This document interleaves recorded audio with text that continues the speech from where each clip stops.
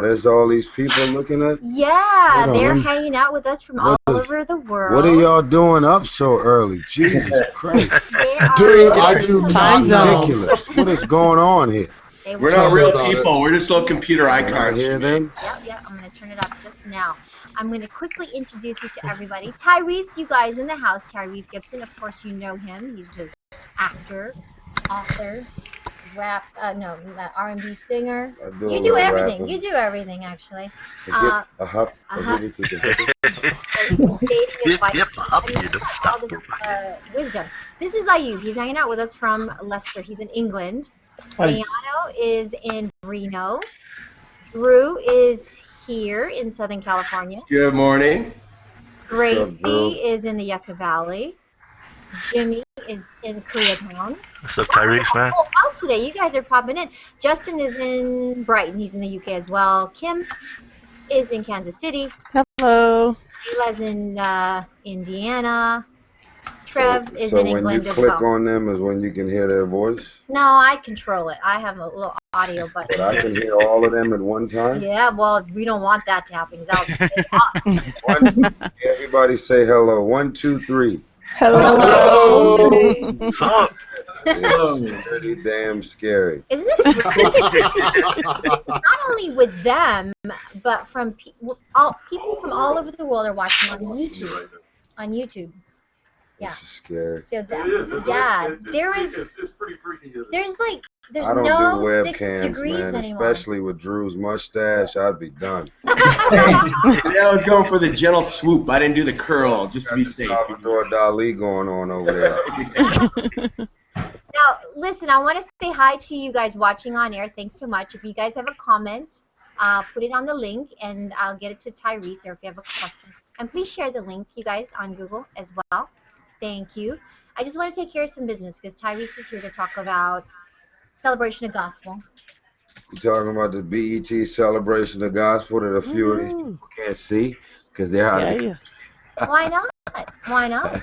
because it only airs in the U.S. Is it stream at all? Does it stream on their You website? talking about Google Plus? No, on BET.com, right? Yeah, I think it'll air. I think it'll air at some point on BET.com for sure.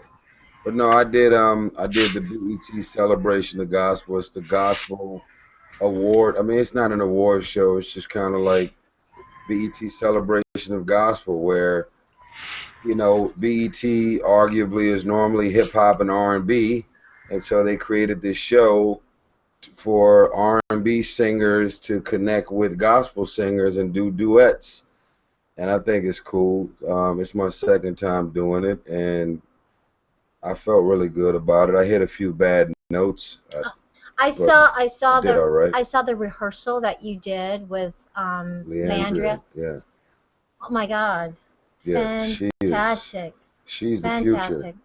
Well, you two together was amazing. I felt really good. That was just a rehearsal. Yeah, we got through it. I mean, I think ultimately at this point in my life and career, even though I'm still very young, I look forward to those moments. I call them pockets of positivity. Where through a song, through the right type of song, you can really inspire and motivate folks to stay, hopeful and inspired and motivated to keep going. And I think a lot of people are going to be shocked when they see this performance because we really went all out. No, it's an incredible performance. Kim, I'm going to take it to you. You go ahead. Go first. I love the Celebration of Gospel. I saw it last year. How did you get involved with it? I saw the interview with Steve Harvey on TBN. How did you translate what you do every day into getting involved with Celebration of Gospel? Well, the first thing is, unfortunately, because I used to sing in a choir when I was super young, I actually don't have a lot of gospel songs memorized. Even though I love them, I'm full on R&B through and through. And so I knew His Eye is on the Sparrow, which I did the first BET celebration of gospel. And this time I actually did a remake of the Donny Hathaway song singing this song for you. And we turned that into a gospel song, me and Leandria. Sweet. So I was like, sweet. Donny Hathaway. It was my idea to do it.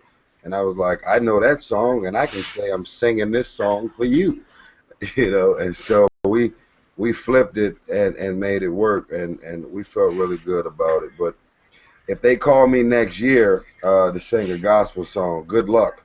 I mean, the challenge for me was to stop myself from saying baby and, you know, and all of that. And then, baby, you know, it was like, you can't call Jesus baby. I mean, we ain't talking about the baby Jesus. That was really nice there, what you just said. You feel like singing? Can you sing at this hour? Do you have to- Yes. Oh, sorry. Okay, I'm calm.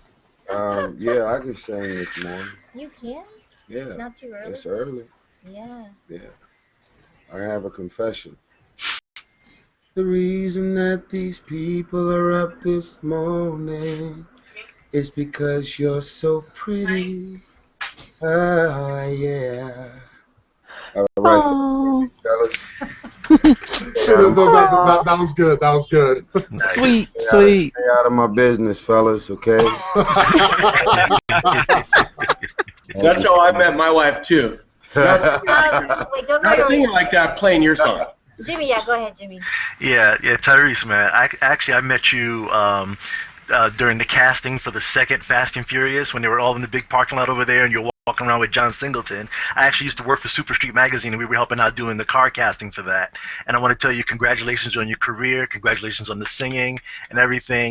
And how much of the driving in those movies did you actually do versus, like, you know, green screen or stunt people or whatever? I'm and also, my wife met you too. She actually had lunch with you at one point. Wondering why you on camera and not your wife with the headset on, man. Yeah, she actually went to lunch with you at one point. Hold on. What? Okay, let's go ahead and figure it out. Hey, How are you? I'm good. Long time no see. What took you so long to get on the microphone? You got this dude over here with this deep voice on camera. Isn't he hot? It's too early for deep voices, you know? There's femininity around me at all times. They say the same thing, but yeah. What's up? Okay, Jimmy wants to know about the driving. No, we do the driving. stunts. We do the driving. You know, it becomes a safety thing You want to pull it if up? we do too much driving, but I think the most, if this is even a word, the most unsafe driving that I've done was in Fast 6, the one that I just did. They had me doing some pretty crazy stunts myself. No stand-in. I was the only person in the car, no stunt doubles. And I'm sure they'll have that footage on the DVD and Blu-ray when it comes out. But I did some real crazy driving that I considered pretty dangerous. I was cool, but compared to the amount of driving that they normally let us do, this was a hybrid. This was full throttle. Okay. Go ahead, Ayub. Well, I just wanted to ask you about the work you do for inner city kids. You've done a fair amount with 2000 Watt and fundraisers, etc. Are you still doing a lot of that work? Are you still helping out there? Yeah, of course. I mean, I'm at this point again. I'm all about paying it forward and, you know, trying to inspire the uninspired, motivate the unmotivated, and give hope to the hopeless. For those folks that are running around. I mean, anybody who really knows my story know that I literally started from the bottom and tried to work my way up.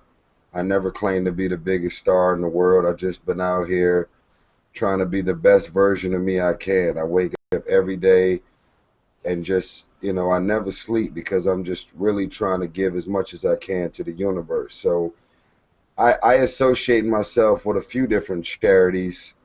Some are public knowledge. A lot of them are not. because everything I do, the cameras don't always have to be there. So, you know, I'm just very proud. I mean, I think at this point, unfortunately, a lot of people associate charity with people cutting checks. And, you know, I got this saying that you can't be stressed, frustrated, depressed, or even irritated for those things that you have clarity over. And my mission at this point is to try and give people as much clarity as I can. That's why I write the books that I write, and I tweet the way I tweet with the motivational, inspirational things that I put out there, because ultimately there's a lot of people out here that are gifted and talented, all just trying to figure it out, and they're just wanting that piece of information to help them to get to that next level. And you know, I believe that it's not lonely at the top if you help somebody else get there. So that's what my whole get up is at this point in my life. You talked about your book, best-selling, New York selling, a best-selling book, How to Get Out of Your Own Way. That book. Why did you write that book? Did someone or someone's story inspire you to write that? Or? Well, I mean, I recognized through my mentor at a certain point that I was in my own way. You know, a lot of people look at my career and they're very inspired by it because of all of the different things that I do. However, there was a lot of things that was going on within me where I was suffering from self-sabotage and self-defeat, where I was blocking my own blessings and opportunities. And someone would say, I have you in mind for this. And for some reason, I would figure out a way to mess it up. Really? And I just didn't know what was going on. And so in order to get out of your own way, you must first come to terms with the fact that you're in your way. So my book is called How To. Maria, stand by, Maria. No problem. Thank you. No problem. My book is called How To Get Out of Your Own Way. And I talked about all of the different things and scenarios for where I was in my own way and how I got out. And so Manology is my second book that just came out. Do y'all know about Manology? Is this your No, I knew about the other one. relationships? Yeah, this is the one that I wrote, Rev Run of This Run is good. DMC. This is good. Oh, It's called Manology. Y'all should definitely check that out. It's a New York Times bestseller in 1 week. wow. We're killing 50 Shades of Grey right now. Manology. You know what I'm I wanna saying? get 50 this Shades and became 39 Shades. What is Manology about? So yeah, what in a nutshell? Like what can we? Manology is, the gist of it is, I think, again, that whole analogy about being stressed and miserable and frustrated, trying to understand men, as well as men trying to understand men. women. What? Oh, okay. So this is not. Absolutely. a man, It's not Okay. like Steve Harvey, what he did, Think Like a Man type of book. You know, that went through the roof, obviously, but we kind of grabbed elements of that energy, but we took it even further because our process is like, me and Rev can have influence and be, you know, have all of the men out here in the world that are inspired by our story and what we stand for, and not give them something. So it's not catered to the women specifically. I think when men have been reading the book, they have their self-reflecting moments, because a lot of us do things and we're not even aware of it. So you know, it's kind of, it's been an educational insight thing on both sides. There's a book called Womenology as well, but it's in 27 volumes. Same kind of thing. I'm joking. That up. Manology sounds really interesting. Do you give advice to Oh, it gets heavy. men and women and why? Yeah. Like it's like there's a chapter specifically that all of the men are going crazy over. It's called Validation is a Man's Silent Killer. We go so far to seek validation from other men to the point of catching STDs, ending up in prison doing 25 to life, selling the most drugs, the most weed, having the biggest rims and cars. Does that have to do with the father? Like the is the father It's part just of seeking validation. You know, we Like a give lack each of other's validation. high fives from having sex with a bunch of different it? women Why is that? because that's just what men do. It's just what we do. Women attack each other when they have sex with multiple partners. Men, we give each other love and high fives. It's a validation thing. A lot of guys may say, I actually don't want to have sex with this many women. But because my guys make me feel so good about it, we're just going to keep going. And so you find yourself seeking the props and the loves and the validation from other dudes. And, you know, it's called validation is a man's silent killer. There are dudes right now around the world that are doing 25 to life in prison because they were trying to make an impression and impress another dude. That's the truth. So it's all of that type of stuff in the Manology book, along with why do men and women cheat, why this, why that, all of the different motivations behind a lot of things we do. And quite frankly, if you don't have a strong stomach for the raw, harsh truth, this might not be the book for you. If you Now I'm really interested. if you like I'm them really safe books, it's just like, if you want a little loving, this is how you do it. This book ain't for you. And Stay away. so why do men cheat? Why do women cheat? You asking me? Yeah, I'm asking you. All of a sudden, this is just a two-way conversation. You know what I'm saying? She's like, so what's up? Oh, we have questions, but we're listening to your answers because Maria is asking our questions by osmosis, you know. Starbucks. This moment is sponsored by Starbucks. Hold on. It's actually sponsored by American Career College, but that's okay. Oh, okay. Well, let me make sure my head is out the way so y'all can actually see what's happening back here. No, so back to the I back got a to your big ass business. head. So, well, I don't know. That's like the $1 million question. You realize that, right? That's a $1 billion question. Well, a lot of guys will get married or even engaged under pressure from the woman. Fellas, can y'all relate? See, women have this biological clock that they're always trying to get in front of, and then they also have this validation thing that happens amongst women where if you like it, then you should have put a ring on it. You know, Beyonce has this, you know, all the women with the rings, you know. And I understand. Oh, I'm sorry. You know, I understand it because a lot of women are raised by their mothers, and they just like, you need to find you a man that's going to love you and put a ring on it and settle down and create a family. But I think the pressure to settle down and get married on that level is more so on the woman's side compared to the men. Of course, there's plenty of men out here that want that marriage and that wife and to settle down as well. But I feel like our clock is much slower than most women. And I think what ends up happening because of certain pressures, a man will end up getting married because they don't want to lose that woman. And then they find themselves still being curious about all of these other women that they were never able to interact with, have sex with, get things out of their system with before they settled down. And so they end up cheating because they got married, but they're still curious about other women. And I say, listen, get it out your system, have fun, enjoy your life as men. So do you believe that men can have committed relationships with Of course women? they can. There are plenty of men out here that would never cheat, that don't cheat, that are interested in cheating.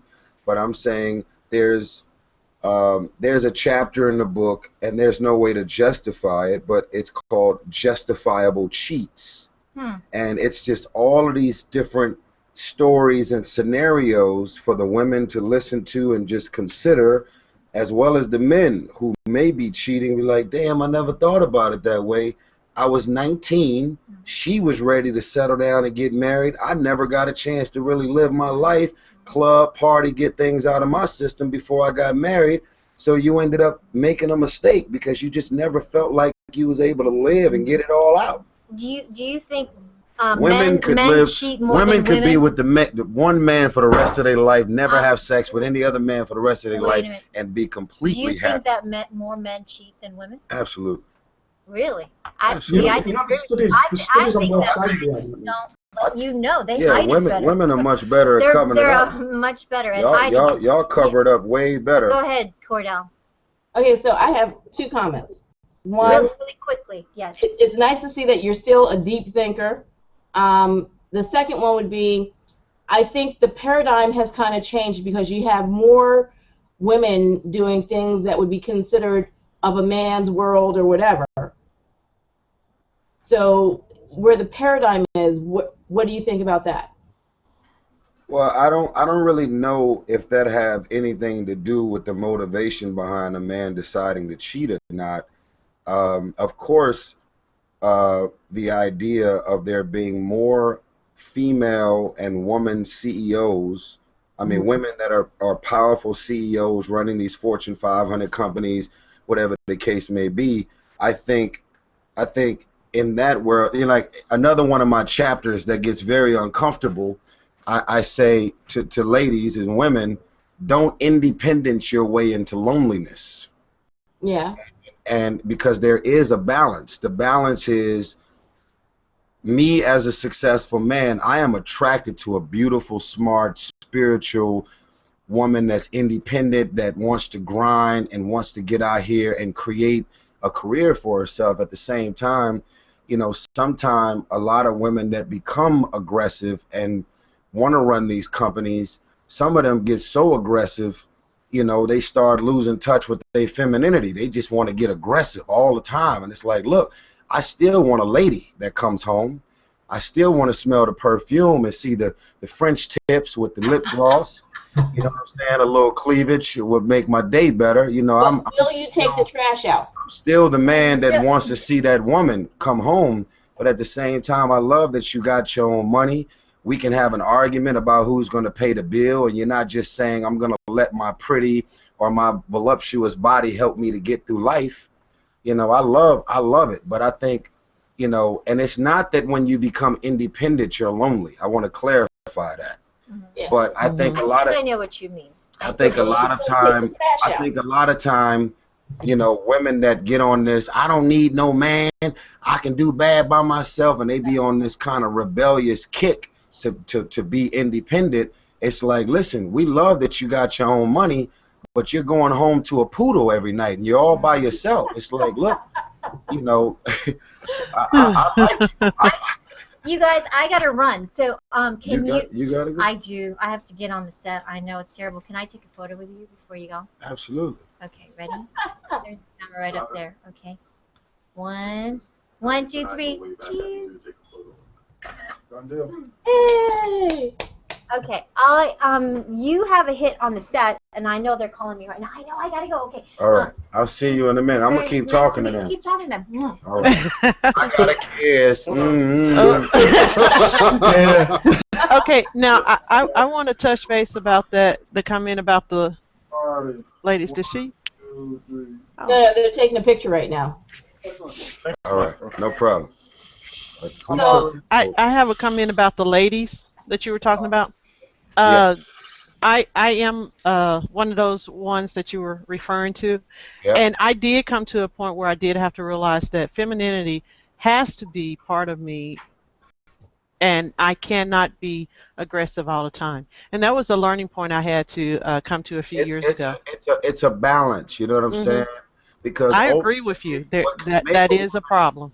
What can make a woman become very aggressive is the level of disrespect that she has to deal with in the workplace and out on the dating scene. So I get it. But ultimately, I still want to smell the roses. I still want to feel like you're in tune with your femininity and you haven't lost it and you haven't became like, I don't want to feel like I'm negotiating at dinner. I feel like you want to show up, you got your hair and your makeup on and you put your best outfit on and you're going to really just allow me to be a man and just flirt with you and have fun and just talk a bunch of sweet nothings. I still want to feel that. You know what I'm saying? And the fact that you pulling off in your own car and you going back to your own house and you doing your own thing, I love that. It turns me on that you got your own, because I'm one of the cheapest black men you'll ever see in your life, and I don't want to pay for any. I don't want to pay for everything anyway. Tyrese, you paid for lunch that day. Yeah, I mean, You pay no, for lunch I that mean, day. I'll do more than lunch once, but I don't go to lunch that often anyway. So, we gonna have to, I want to ask you a question yeah. about a comment I heard you say, and that was you said that before men get kind of maybe coerced or pushed into marriage, they got to get it out their system. They got to Right. get certain things out their system. I think there's a section of guys out there who think they have to go sow their oats and get stuff out their system, but once they get out there, they don't know how to turn it off. So, it's like they can never get it out their system. Like, it's never enough. Enough chasing women. Listen, I think as a man, and for the fellas that are listening around the world, y'all either gonna agree with this or not. I think as a man, it's a seasonal thing. Mhm.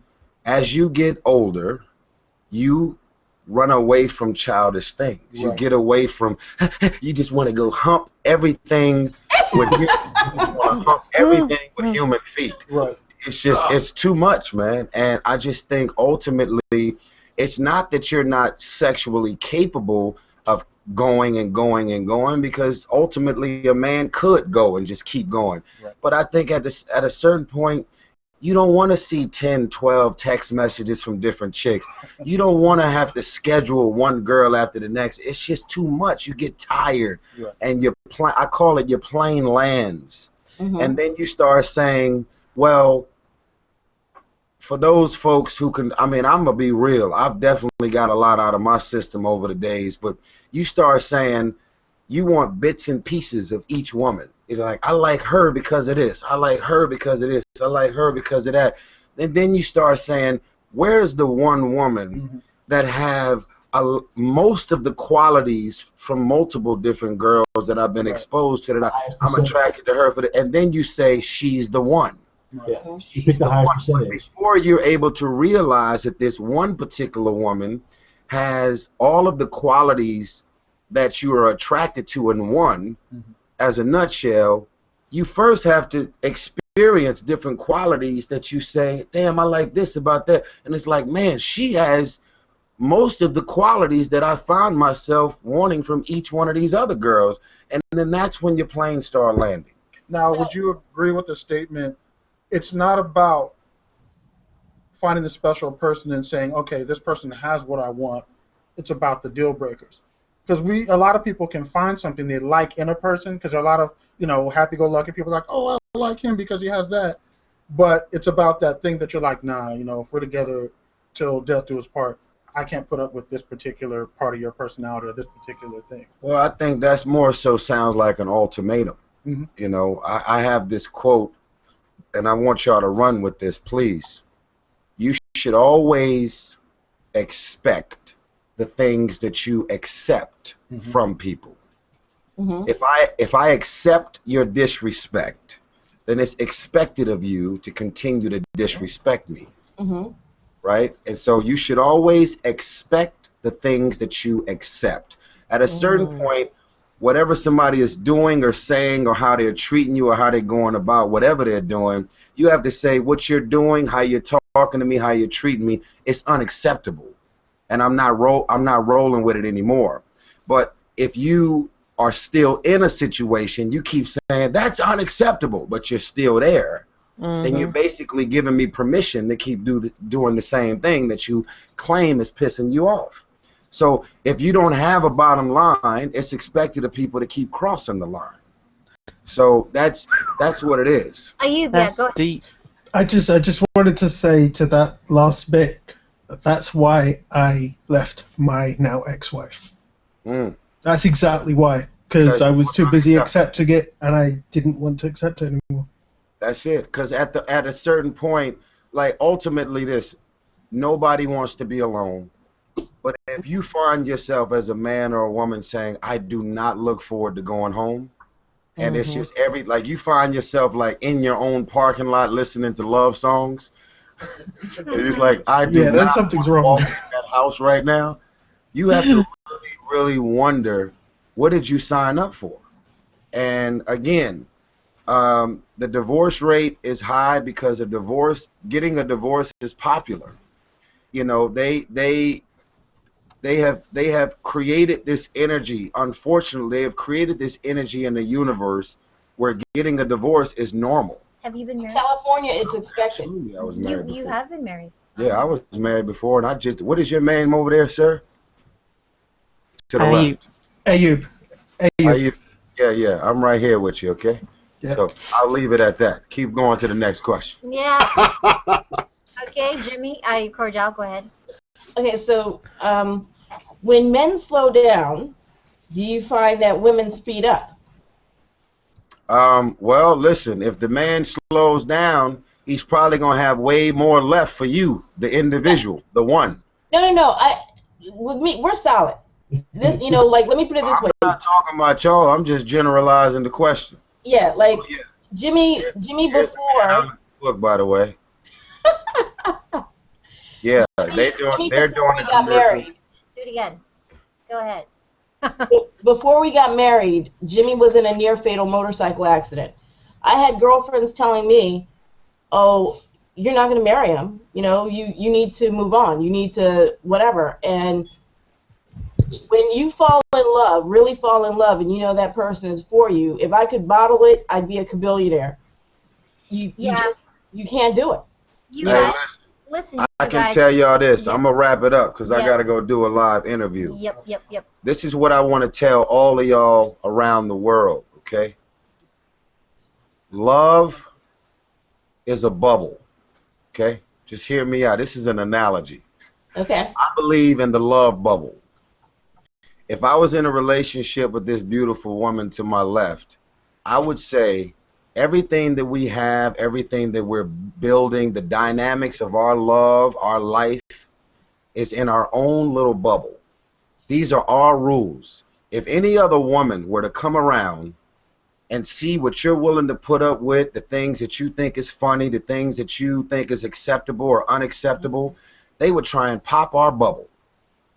If you have something that you have built with that man or that woman and you love it, you're happy, don't ever allow yourself to live your life and have the dynamics of your love life to be within everybody else's opinion. If you would have listened to your homegirls about this man that almost had a near fatal accident, then you would not be on the side of the love of your life that has made you more happy than anything else prior to. That's right. And you need to get rid of all of them girls who tried to talk you out of the best thing that has ever happened. Been gone. So the love bubble it's whatever rules that you create around the dynamics of your individual relationship. Weird people hate weird people. People that love life, people that love swimming in misery, they need somebody else that's also equally miserable because they can't stand happy people.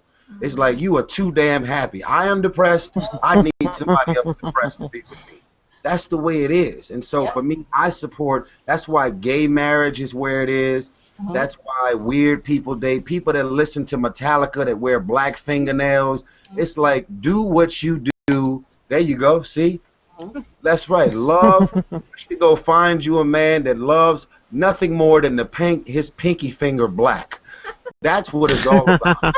It's the love bubble. I could talk to you for a long. We could talk to you all day. Oh, this is good. You need to get back on the Hey, listen. I just released a documentary that I am so honored to share with all of y'all. I'm about to go, but there's so much more I want y'all to know about my story. It's a documentary that I did myself because I really feel like there's a whole lot of people out there that still don't understand me, even though I've been out there for many years doing my thing. The documentary is called A Black Rose That Grew Through Concrete.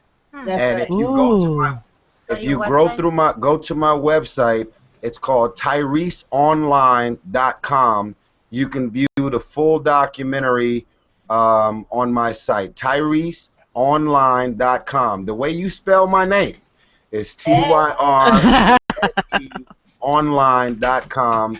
Y'all should definitely go watch it right now. You can view the whole thing. It's free. I want y'all to know a bunch of things you might not know. God bless y'all, man. Peace. Sweet. Cool. Thanks, Tyrese. This is So do you want to see my lip piercing? Yeah, let's see it. Do you have another one, Isabella? No, that's for the TV. Oh, well, we're gonna give it back. Not bad. Green. Nice. I miss y'all already. We miss you too.